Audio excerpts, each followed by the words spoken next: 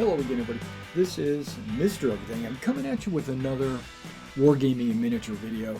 In this video, we're going to be talking about our Market Garden project update. This is June 21st. This is June 21st. July 21st, August 21st. So like August 24th is Nashcon, and we have submitted that we are going to run a Market Garden game at Nashcon this year. So we're going to be running it in the afternoon session on Saturday. That's going to be the 2 to 6 slot. So we can take 6 or more players. We could probably take 12 players if we wanted to have 2 per side per table.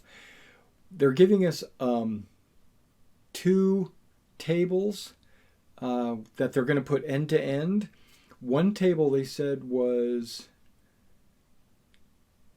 12 feet, and then the other one was going to be 9 feet. So we're going to have, what is that? 21? No, wait. It came out, I think it came out to like 18 feet. It was 9, and either way, they're not exactly 4x6s. Yeah, one was 12 because I remember I could split it into 2 4x6s.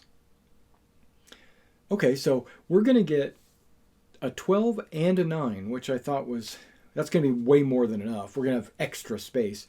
But I just want to have at least 3 4x6 tables going simultaneously because we're going to do the 101st drop.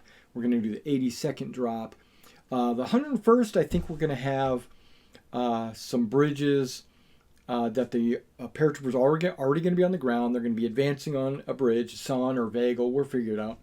And then I think on the 82nd bridge, I don't think I'm going to do Nijmegen. I think I'm going to make it like Grosbeek Heights or something like that, where the 82nd have already dropped, troops have already moved on to Nijmegen, but they have to defend their resupply drop zones, or they're taking Grosbeek Heights, or maybe they're defending Grosbeek Heights. But that was a vital piece of terrain they had to take. But because it's Market Garden and it's all about the bridges, I might just put a bridge on there as well, like the Veghel, like the Grove Bridge or something. And then on the first airborne side, we'll have maybe they're attacking or defending Oosterbeek, or maybe they're making the push on the Arnhem Bridge, and they've got to get, they got to take this side of the Arnhem Bridge in a certain number of turns. And I think I want to limit the number of turns to the entire all the tables, and have the turns go fairly simultaneously, but they don't have to. They can be played independently. But what I want to happen, or want to give the players the option of happening, is that they can move from table to table. But the 101st didn't really move on the 82nd area, and the 82nd didn't really move on anybody else's area. So maybe I'll keep the Americans and the Germans on their own tables. But I was thinking I was going to have like a 30 core timer, not necessarily actual 30 core models on the table, but like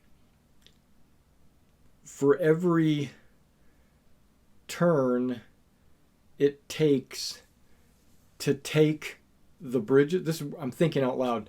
Like for every turn that it takes to take the bridge, the primary bridge that's on or all the bridges that are on each of the tables, will count as a German victory point, because it was a timed thing. But maybe I should give, because the 82nd didn't have to take their bridges as fast as the 101st did, because the 101st were the first bridges that the 30 Corps got to. So maybe I give them like 3 turns, 4 turns, and 5 turns, and every turn after that is a German victory point. That's kind of what I'm thinking. So if it takes them 4 turns to take the bridge on the 101st, that's 1 point. But if it takes them 4 turns to take the middle bridge, it's 0 points for the Germans. And then if it takes them only 4 turns to take the bridge in the north, maybe they get a -1 point. I don't know. I get 2 months to think about it. We'll figure it out. And then a certain number of points would be counted as a victory or something. I don't know. We'll figure it out. Okay. If you've been following my channel, you've noticed that I finished a platoon of American glider infantry. So I've got a platoon of American glider infantry, which I'm probably going to use as the 101st. And then I've got some 101st models here that I think I'm going to use as the 82nd. Or, I got 2 months to do it, I could get some more paratroopers and make them as 82nd guys, because I need more paratroopers anyway, so maybe I can mix and match. But the 82nd's gliders didn't show up to participate in the battle, so but the 101st ones did. So I might put some stuff like heavier artillery and stuff like that in the first. I don't know, 101st. I still have to do my British. I know I'm not going to have enough. I want to keep the force selection pretty small on each table.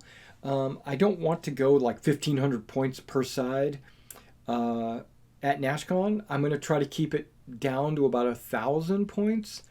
But I might make an army list that is 1,500 points per side as an alternative army list. That way, if there's multiple players on the table, I can give each one of them like a 750 points army selection. So they'll have like smaller groups, but there'll be 2 of them, right? And then if they're going up against, like if there's 2 German players, I give each one a 750.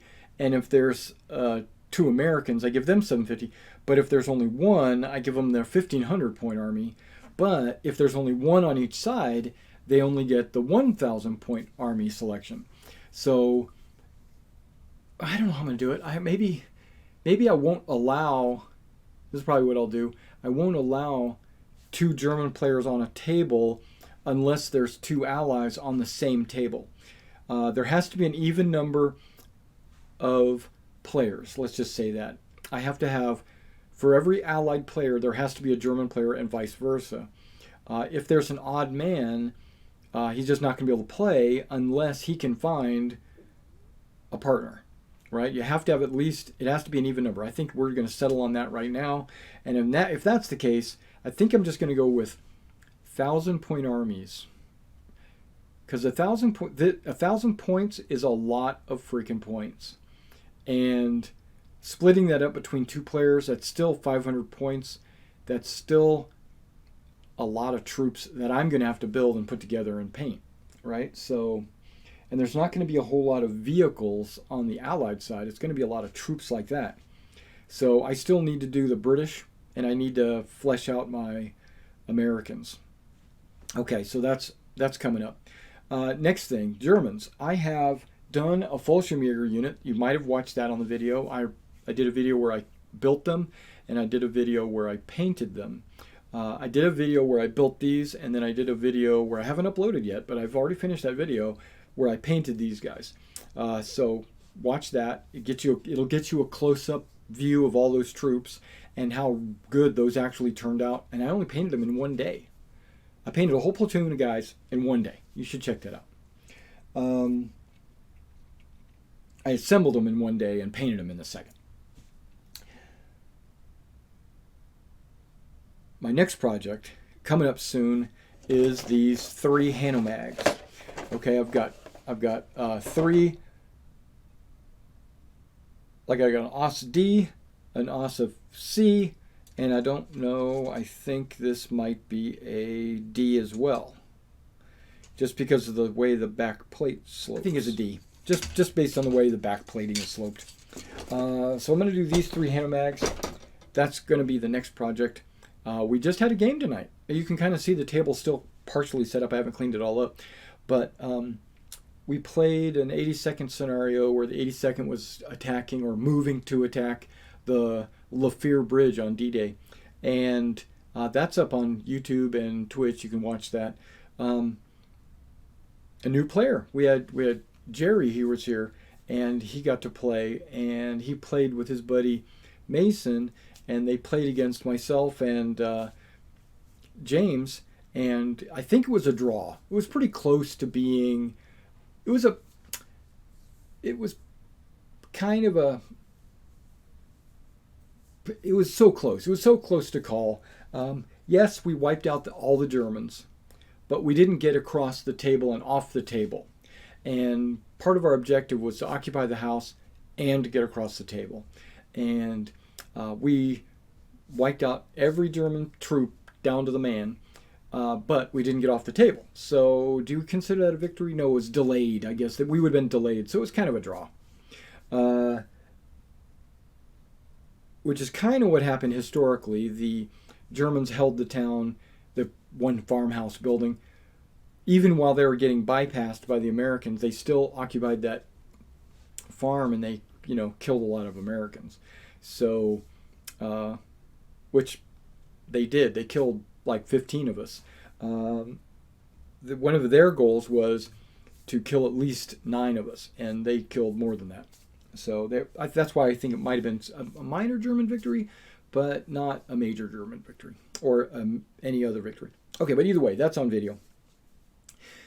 So that involved my paratroopers, and I finished these, and you might notice that my table has some cork tiles on it. Okay, I've got a stack of cork tiles right here. Just to let you know, I ordered a pack from the very same company, and I ordered it from Amazon. It's called Quartet Cork Tiles. I ordered a pack that said it was 3/8 inch. That's almost a half an inch, because 4/8 is a half an inch. It came in 3/16 of an inch, right? So it was not even close. It was half of what they advertised. And I said, I'm not going to accept this, and I returned it. And I returned it on Monday. And I decided to, was it Monday? It was probably Tuesday. I got it Monday, I returned it Tuesday. But I ordered, I looked and I said, okay, that's probably an honest mistake. The shipment came in really quick. I looked at the tiles that I had received at that time, and I was like, wow, they're really good tiles.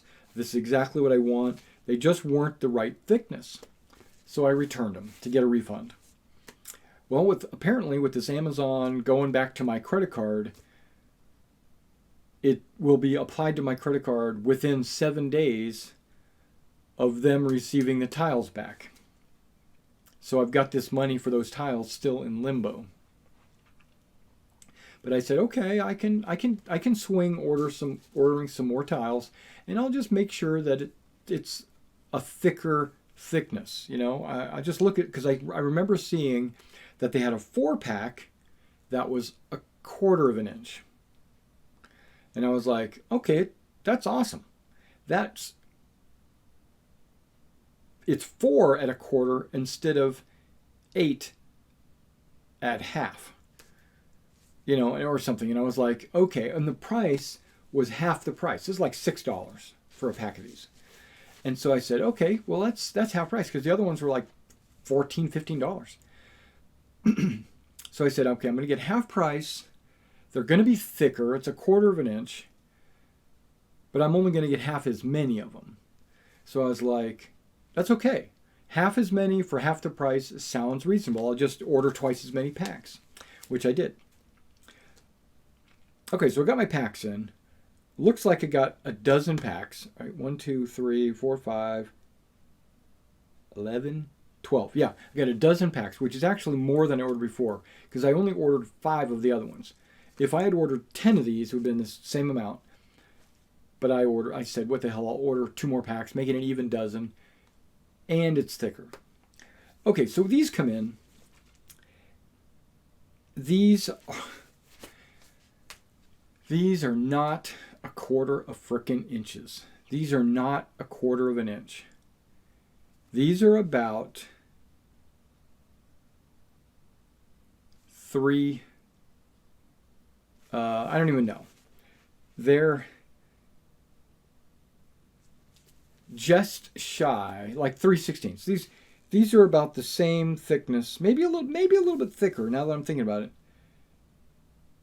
These are just a little bit thicker than those other ones. But they're not what they're advertised. So I said they are cheaper, and I compared to some of these other tile companies. They're good price, even for the size that I'm getting. So I said, you know what? I'm just going to keep these. I am going to report it to Amazon again that I'm getting the wrong size. They can't measure. That is not a quarter of an inch. If each one of these was a quarter of an inch, this whole pack would be an inch thick, and it's only about 3/4 thick. I get 4 of these that are 3/4 thick. So what does that make that? 3/8 inch each? I don't even know. No, it doesn't make 3/8 because 4 of them would make 12/8, which would make that over an inch. So these have got to be super, super thin as well. Yeah, so, and it doesn't say on here how thick it is. So whoever marks it on the website, I guess they don't know how to use a ruler, or they don't know how to measure, or they're saying they're trying to convert millimeters to inches or something, because that is not a quarter. That's not 4 tiles a quarter of an inch each. And then I thought about it. Do they mean this is a 1/2 inch, all 4 tiles laid together? Because it is. It's about a 1/2 inch. It's actually over a 1/2 inch. That might be what they're trying to say. It doesn't say a 1/4 inch each. It does say a 1/4 inch thick.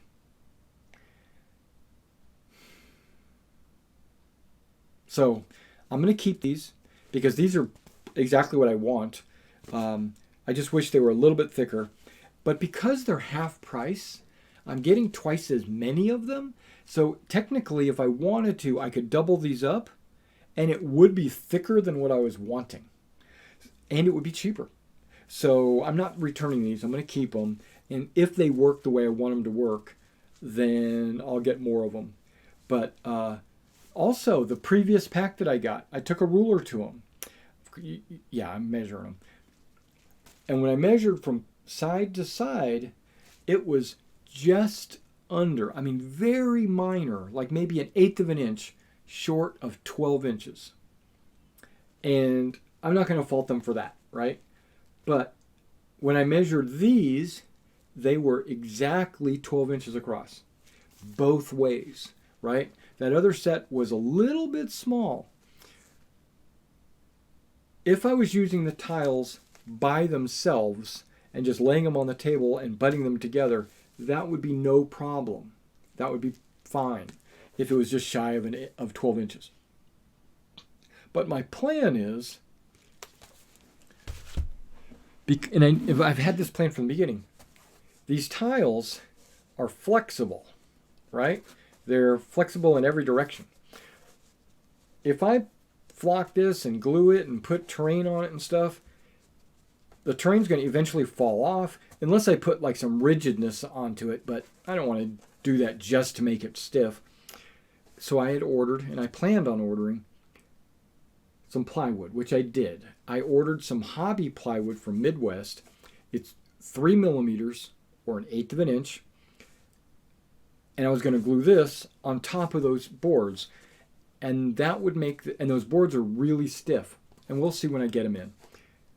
But when I glue this to the top of the board, it's going to make this not flexible like this. Now the issue was, those claim to be precisely cut to 12 inches.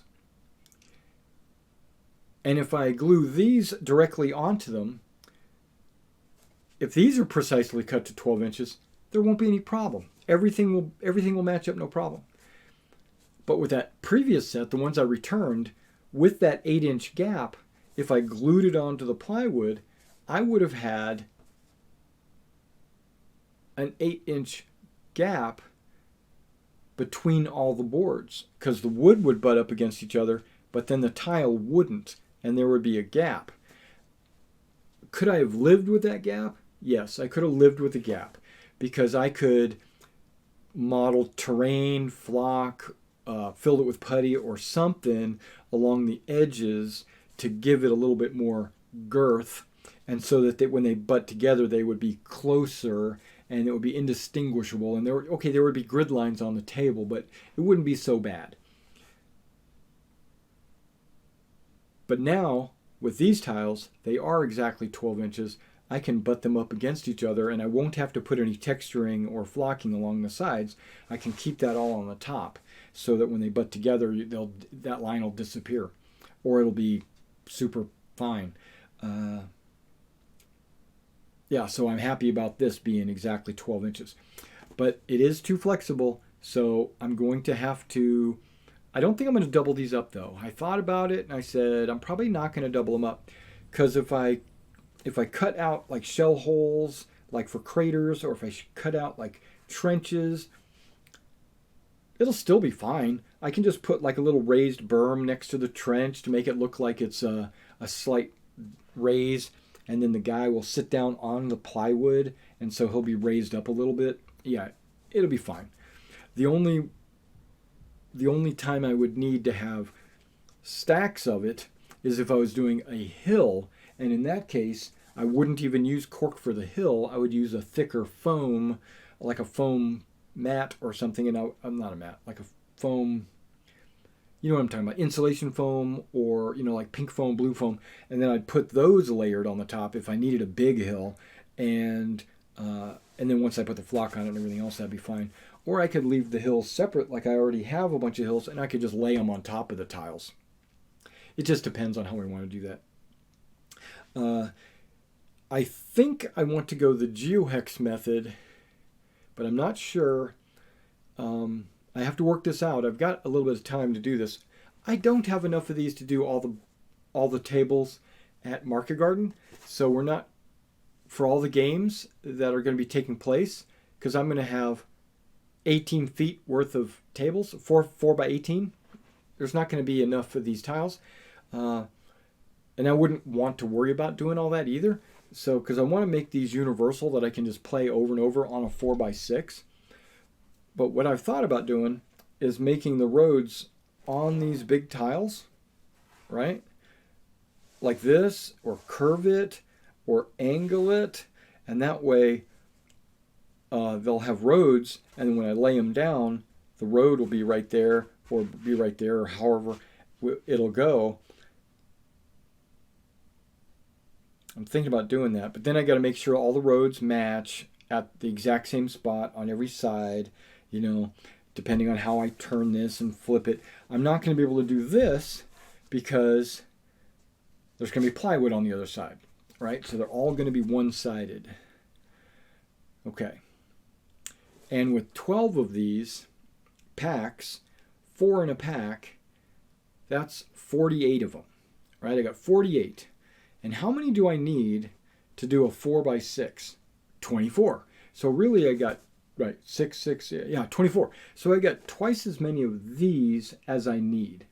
So I can do rivers, I could do lakes, or I can do, what am I trying to say? I could do rivers and roads that face in different directions. I could have T intersections. I could have a Y intersection, like a road goes from here to there, but then it cuts off and goes over this way, or I can have it turn this way and then turn that way. I could do all, or I could just go straight and straighter. I could have a X intersection. That's why I need more than just 24 tiles. Some of them have to be rivers. Now the rivers I'm going to do in a different method. The river, I've already decided I was going to do this. I got some 6 by 12 sheets of plywood coming in as well.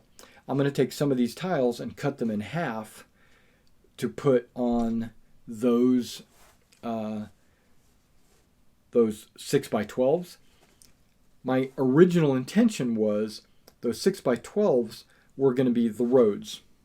They were going to be straight roads, or they were going to be the intersections, or they were going to be things like that. The problem with that is at that point, when I'm laying them on the table, they're only going to be straight up and down or straight left and right. There's not going to be any turning. There's not going to be any of that because there's no, but on this, I could have a road come in over here, turn and go off over there. Which I still could do with the 6-inch tile, because look at it this way. I'm going to do a whole video on these tiles anyway. But let's say I've got a tile here, and I have a road entering here and exiting there, right? It goes here, kind of turns at an angle, and then goes out there. I can still have a road piece that connects there. And then another road piece that connects there. You following with me? So the road is straight, comes in this way, and then it turns on this big piece. And then now what's happening over here? This is dead space. Well, I'll have another tile either this way. I'll have a tile that is just a 6x12 grass piece. I could put it there. Or I could take another one of these tiles and put it like that. And it won't need to be lined up. They don't have to be lined up exactly like this. I could put them like this. If, let's say, this is just a field or something. And then I could put another field over there, and I can checkerboard it, if I want. Well, maybe not checkerboard, but like, you see what I mean. Like, what do they call that? But it's offset, right? And then every now and then I could put just a regular 6x12 to fill a gap if I needed. Or at the end of the table, you're going to run into this crenellation that you'll just have to fill in with those smaller pieces, which I'm going to have something like 24 of those smaller pieces. So I was thinking about making some straight roads like this, some roads on this that match up with the roads like this. So there's going to be like a turn. I could always do another one where the road comes in and then it turns and goes off right here. Okay, so here's another trick. So if the road does that, right, everything out there is going to be fine. But now what happens to this section and what happens to that section? Well, that's going to be a road piece going straight out. I could put the full tile here, and then I could put some half tiles there. So that's what I'm going to have to do. I'm going to have to make some half tiles, some full tiles. I don't want to put the roads coming in right in the middle because that'll make it even more complicated, more hassle. I'll have tons of hassle in trying to figure it out. The roads are actually going to come in on the sides. Now I can have some tiles where the roads go out.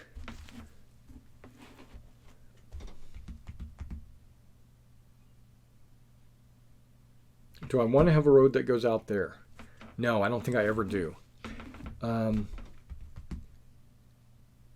Yeah, so it's going to be like this spot, this spot, this spot, and maybe this spot. So the road will come in, turn, and go straight this way.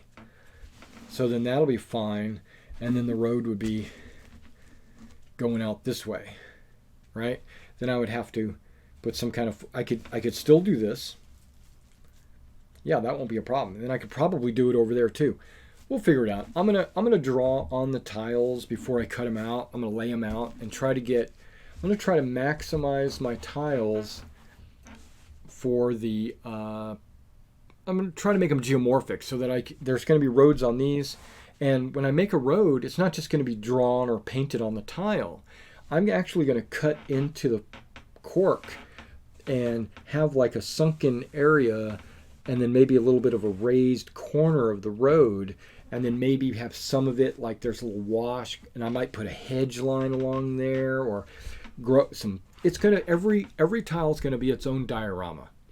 I could literally pick any of my tiles, put it down, put some troops on there, and take a photo like it's a diorama. That's the plan.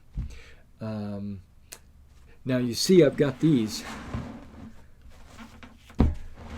Some of these tiles are going to be fields. I might have to cut this one like right there. And then I'm going to put like a hedge around the edge or something. I could put something on there like that where you get a hedge here and then just grass there. Or I could put it in the middle, you know. Or I could put two of them on there or something. But I'm going to use those on these. And this is going to make it incredibly heavy. I'm trying to stay light, so I don't know. I was thinking about plowed fields, you know, getting some corduroy or something. Okay, well that was the update. I just wanted to make sure you knew that I got the tiles in, which ones I've got in, and I'm getting ready to do some. I'm getting ready to do some half tracks. I finished some Americans. I still have to do some paratroopers, and I still have to do the 101st. No, not the 101st. The first paras, and I'm going to do some Polish, some British, and I got the SS I still have to do. I also have a Sherman and a Cromwell, which I'm holding off on doing those because I don't need them in Market Garden. I could use them as 30 core, but I don't think I'm going to do 30 core at all. I'm not going to model it anyway. But that might come as a future project. I might do that. I'm not sure right now. I got a Stug, got to do that. Yeah, okay. One more thing. I ordered some Sarissa buildings, bridge, stuff like that. I ordered some TT Combat buildings. And I ordered some different dice sets from Warlord. So I got 3 orders out right now waiting to come in. When those buildings come in, I'm going to be doing assemblies, and we'll be doing some reviews and stuff like that on them. Especially TT Combat, because it looks like I'm going to have to do a review on those. Alright guys, well thanks for coming out and watching my ramblings, and I'll see you next time.